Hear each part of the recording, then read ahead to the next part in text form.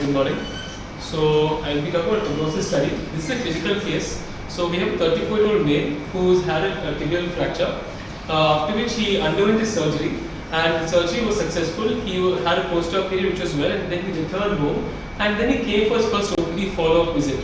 So he was told to weight bear as tolerated and to slowly start his regular activities.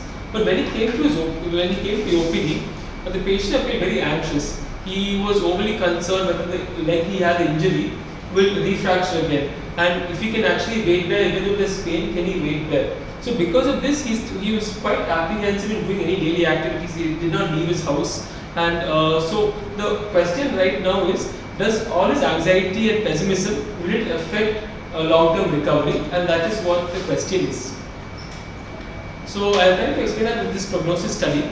The prognosis study is the expected outcome of a disease or condition and the probability in which they are likely to occur by looking at the prognostic indicators. The study aimed at finding this is a prognosis study, and an example is using the NIH stroke score to identify outcomes of stroke when the patient first appears. So this is a prognostic study looking at that.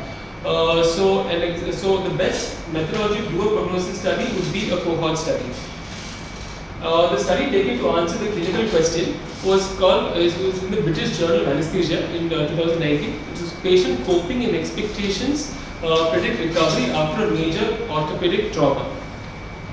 So aim of the study was to determine whether the patient's coping abilities and recovery expectations after surgery affects overall functional impairment, and the persistent post-surgical pain, does it play a role in that.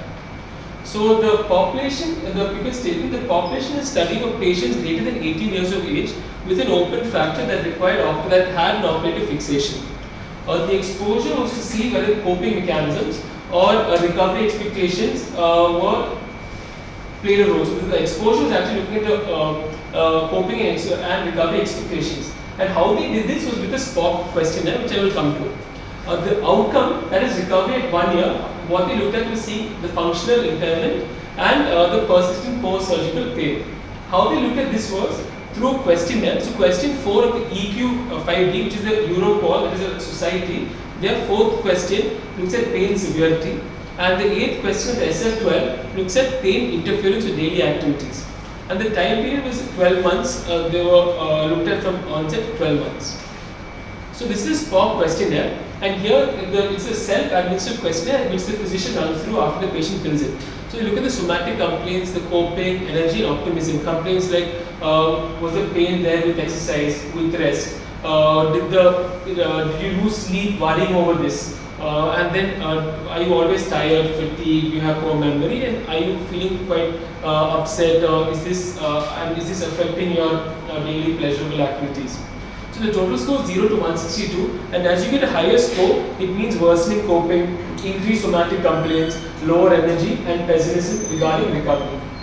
So the outcome, which is this is a persistent post-surgical pain. That is pain after surgery in the area of the surgery beyond after 3 months of the surgery, and not explained by another coexisting condition, like if he had an infection which is causing pain. So pure post-surgical pain after 3 months is called this. How did they assess it? That is with the questionnaire. So the EQ5D looked at the pain, that is question 4 in the EQ5D, and whereas the SF12 questionnaire looked at the pain causing intolerance to daily activities, limitations. That was a question 8 in the SF12. So now we'll come to the study. So the first question to address the validity was how serious is the risk of bias? And there were 4 questions I'll be going through. One is, was the patient sample representative? 2 is, was the patient classified prognostically in homogeneous groups? Was the follow-up sufficiently complete? And were the outcome criteria objective and unbiased? So to the first question, was the sample of patients representative? So I would say the answer is yes, and I'll explain why. So in this study, the inclusion criteria were patients aged greater than 18, had an open fracture that required surgical fixation, and they had to have completed the SPOC questionnaire. The exclusion criteria was they should have no previous opioids prior to this, because they felt a person with opioids might itself be have another coercive cause of pain.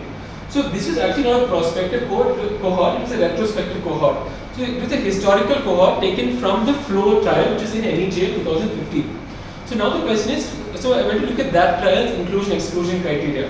So this is the inclusion criteria because all our patients were taken from the flow trial which is seen. So the inclusion criteria in this was also patient aged greater than 18 with a proven fracture having this Gustilo-Anderson score type 1 to type 3B. Type 3C is a type where you have vascular compromise because of the fracture. That was in part of the exclusion criteria.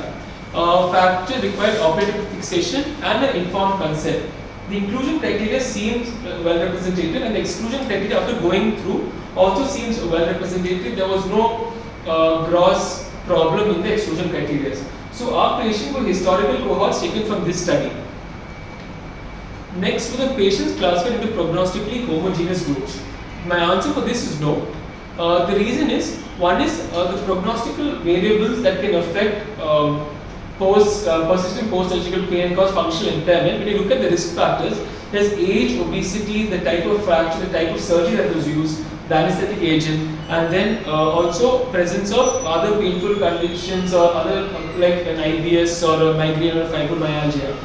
So was quite the little stage was in this study there was actually no comparison between the exposure arms. So the one is the low risk for coping, having difficulty coping and pessimism, that is a low score, and that is the unexposed, and the exposed were the patient with higher pessimism and had difficulty coping mechanisms, that was with a moderate and high score. So there was actually no table that had a low score and one arm high score and showing these variables. It was not in the main study nor in the supplementary. So because of that, my answer was, were the groups prognostically homogeneous? The answer was that information was not available. So that's why it was no. The next is, was the follow-up sufficiently complete? So the answer again for this, my answer was no, because of an attrition bias, because the loss of follow-up was high. So if you look at this, in this study they have said they have taken patients from the flow study and the sample sizes of 2184 participants included.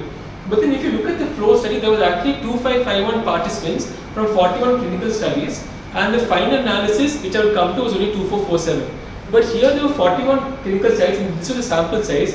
Here they said they had taken patients from the flow study, but there was only 31 sites included and only 2184 participants. Now why were the remaining participants excluded was not mentioned in this study. The second is, so this is the flow studies NEJM. This is their consort figure, that is an RCT. So here the 2551 were actually randomized, included, and then with the impartial education committee, around 104 participants were excluded. The reason was because they did not meet the inclusion and they had the exclusion criteria. Some patients did not have surgery, and some patients' fracture, which they said was an extremity fracture, was actually not. And then there were other few reasons like osteomyelitis, previous surgery, immunosuppression, and age less than 18. So for these patients, actually the randomized population was not fully analyzed, and there were patients that were removed from the study in between. And finally, that's how the number 2447 was reached.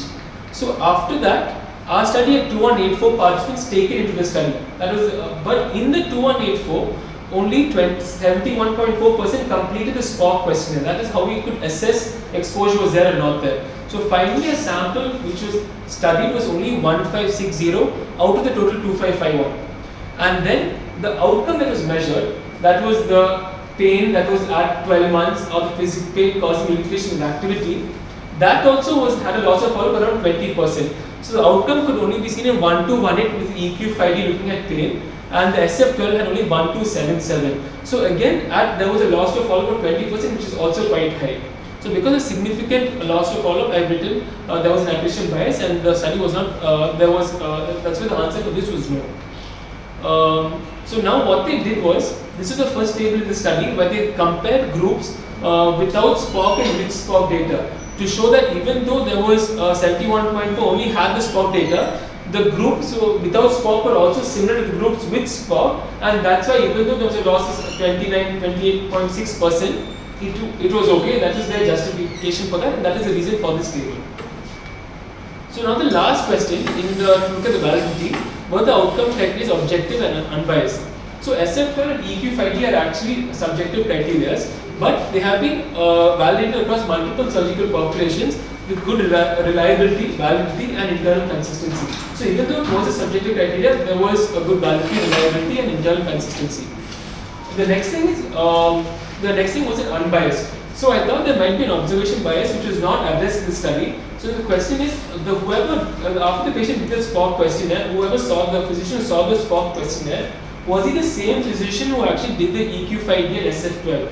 Because if it was, then he'd be inherently biased because a low SPOC, he'd be the patient is better, give a low EQ5D and SF12. Whereas if he was a high, he might have given a higher score. So because these are subjective scores, they should have mentioned whether the outcome observer was blind or not, so that was also not there. So looking at a summary of the validity, the sample size of patients were representative, but the next three questions, patient classified into prognostically homogeneous groups, follow-up sufficiently complete, and the outcome criteria, objective unbiased, all three answers were no in the validity. So the validity has limitations in the study. I'll come to the results now of the study. So the first thing is how likely are the outcomes over time and how precise are the estimates of the likelihood. These are the questions looking at the results of the study. So now, so the first question, how likely are the outcomes over time? If you look at it, the major table should be this table, which looks at the exposure, which is a low SPOC, moderate, high SPOC, and secondly the outcomes, that is pain by the EQ5D or the pain interference with the SF12. But this table is actually only seen in the appendix and not part of the main study. So and secondly, the study, when they finally talk about the results, is all in adjusted odds. So they haven't done an odds ratio with this. And the pain percentage at 12 months, if you compare to other studies, when I looked at it, was around 40 to 50%. But in our study, in this study here, the pain percentage at 12 months is 66.7, which is actually higher than the normal, which is higher than other studies of overall pain at 12 months. So I did an odds ratio with the available data of what this is an unadjusted odds ratio, looking at SPOC moderate to high, which is the exposure, and SPOC low is the unexposed term, and the outcome was pain at 12 months and no pain at 12 months. Similarly, the second table will be pain interference at 12 and no pain interference. So calculate odds ratio. Odds ratio is odds of outcome in the exposed group. So that is A by B followed by odds of outcome in the unexposed group, that is 199 by 212. If you look at that, the odds ratio is 3.3 for exposure causing the outcome with the unexposed causing the outcome. If you look at the second outcome which they looked at, that was pain interference at 12 months. If you look at that, the exposure again is odds of outcome exposed by odds of outcome in unexposed, A by B whole divided by C by D. If you remember the case control formula, it's actually A by C whole divided by B by D. The final comes AB by BC. So this is the cohort. This is the odds ratio for this, showing an odds ratio of 4.3. Now remember, these are unadjusted odds ratios. So finally, this is their results. So their study was only reported in adjusted odds ratio. But the problem is, because they did not have a baseline characteristics comparing the different groups of exposure, we actually don't know what they've adjusted for. And this is the results they put. So in the intermediate SPOC group, when compared to the low SPOC group at 12 months, the odds ratio was 2.2 with a 99% confidence interval of 1.49 to 3.2. Similarly, the pain interference at 12 months had an odds ratio of 2.05. The high SPOC group had an odds ratio of 5.63 and a pain interference of 6.06, and all values were statistically significant. So if you look at the tables they put up, they have two tables. This is the outcome of pain at 12 months and this is the outcome of pain interference at 12 months. If you actually look at this table, the study is trying to prove exposure of the SPOC questionnaire and outcome assessment. But the final outcome is actually only the bottom of this table where they look at the odds ratio, and everything else they look at other adjustments for age, gender, sex, type of fracture, smoking related work-related injuries. So these are all other outcomes, but the main outcome which they wanted to look at, which the study was trying to look at, and which the overall conclusion also says is positive, was only a small part in the major table. Again, this is the adjusted odd ratios which I mentioned previously. So intermediate was 2.2 and 5.63, and for the pain interference, intermediate was 2.05 and the high SPOC was 6.06. So again, it's a little strange table where this should probably have been on top, or this is the main primary outcome of the study. You look at multiple other variables, and in this the significant variables were site of fracture, then the vestibular grading of fracture, smoking, and these are the variables that had outcomes on pain and pain interference. So the other variables on adjustment did not have significant statistically significant outcomes. So next is how precise are the estimates of the likelihood. In this study, they've seen that high SPOC or moderate to high SPOC, meaning patients with pessimism and poor coping mechanisms, actually have a higher odds of the outcome, that is pain at 12 months. So now, is this only for this study, or can we estimate all studies? Is there a good estimation of likelihood? So my answer for this is moderate to good degree of precision based on the confidence interval ranges. So all ranges were between above 1, it is not too wide, and so if you have 90, for example, for the high SPOC pain at 12 months, our study was issued 5.63, but there is a 99% confidence interval of 3.59 to 8.84. Similarly, pain interference 6.06 is R odds ratio, and the confidence interval,